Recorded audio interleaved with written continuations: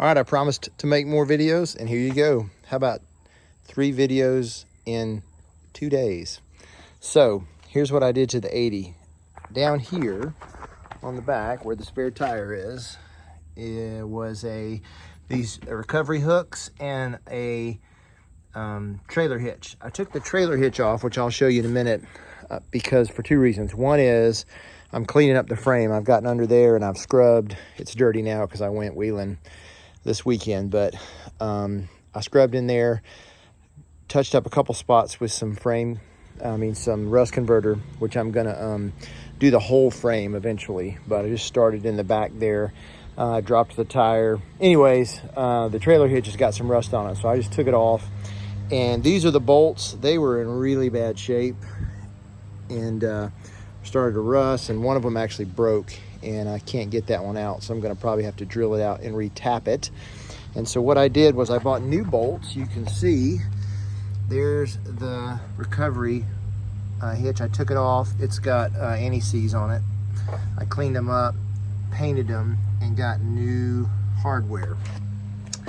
And to just make sure that they went in smooth, I made a tap. So I bought one extra bolt that was extra long, and you can see I cut some grooves in it and just made a tap out of it to go up in there and to clean out the rust. So what I do is, once I take the old bolts out, I spray a little penetrating oil in there, and then I run this tap all the way up in there. Then I clean it out with some carburetor cleaner and a rag, and then I put some anti-seize on for the new bolts. And that way, when I take those recovery hooks off to put the new trailer hitch, or not the new, but put the trailer hitch on, after I clean it up and paint it, they'll come out. And then, you know, another 20 years from now, when I or somebody else has to take those bolts out, hopefully they won't be as in bad a shape as this one.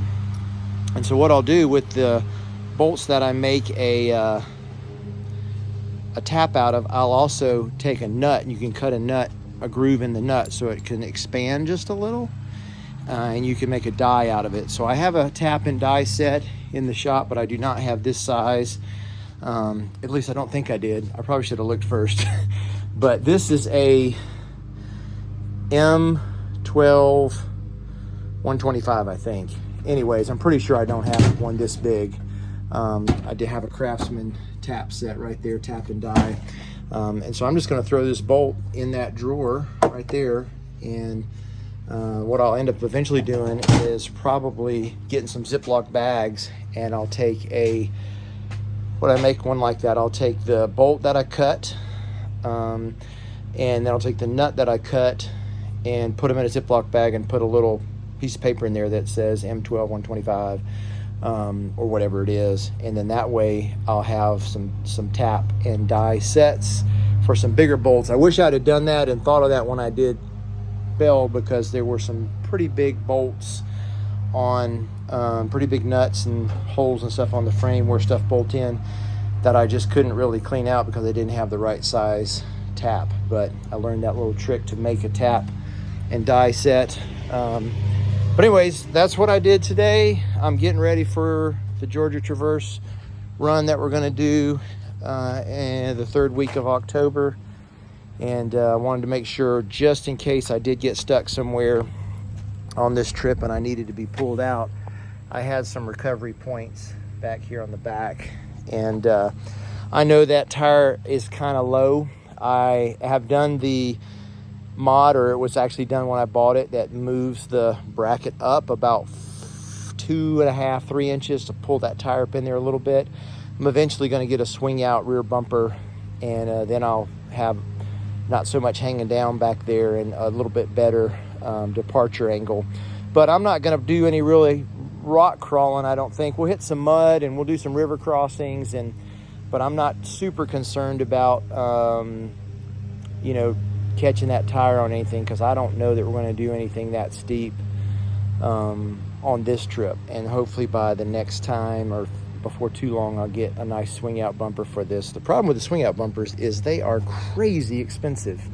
A swing out bumper, you know, if you get the bumper and the swing out attachment, I mean, you're talking about at least probably $1,000 or more. It's probably $1,000 for the bumper, probably $300-400 for the swing out attachment, and then you got to get it shipped. And shipping is always, you know, they want $400 or $500 to ship something. So right now the tire is going to be underneath there. I could also throw the tire up on the rack, on the roof rack. It doesn't have a super hefty duty one, it's just got the stock one, but if I wanted to, I could throw it up there, ratchet strap it down. So if we end up on the trail and I catch it and I feel like, hey, this might happen again, then I'll probably pull it out and throw it up on top. We also have, I got a buddy going with us who's got a Tundra, and he's got plenty of room, he said, in his truck bed, so we might just drop that tire out and throw it in his truck bed as well. But that's what I did today, working on the 80. Thanks for watching.